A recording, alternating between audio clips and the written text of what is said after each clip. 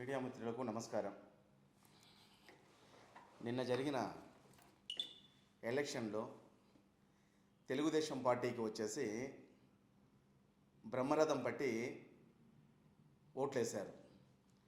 మైనార్టీలు అయితేనేమి, ఎస్సీలు అయితేనేమి, ఎస్టీలు అయితేనేమి, బీసీలు అయితేనేమి, ఓసీలు అయితేనేమి, ఎవరు చూసినా కానీ బ్రహ్మాండంగా ఓటింగ్ సరళి చాలా హై లెవెల్లో తెచ్చారనమాట.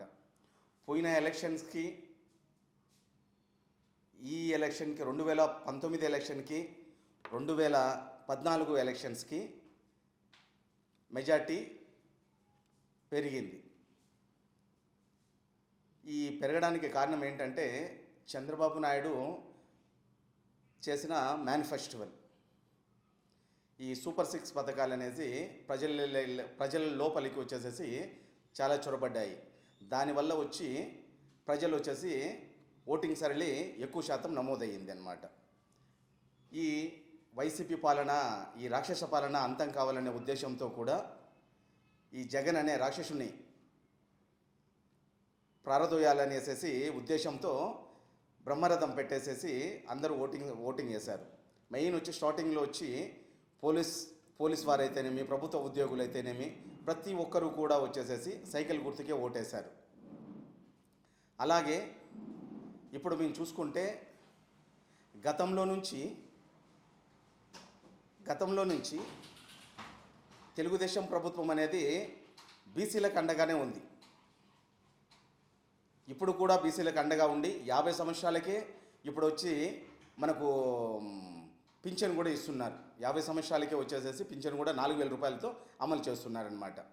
ఇప్పుడు రేపు ఎన్డీఏ కూటమితో తెలుగుదేశం గవర్నమెంట్ ఫామ్ చేస్తుంది, ఇది నో డౌట్.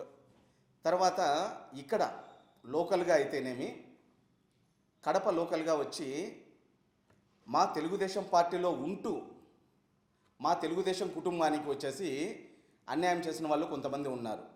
మా శ్రీనివాసరెడ్డి గారు నిన్న చెప్పారు మీటింగ్లో వచ్చేసి, ఎవరైతే తెలుగుదేశం పార్టీకి వచ్చి తెలుగుదేశం పార్టీ వెంటుండి వాళ్ళు వచ్చేసి మాకు కీడు చేయాలనేసి వాళ్ళు చేశారో వాళ్ళ పైన వచ్చేసి కఠిన చర్యలు తప్పవు.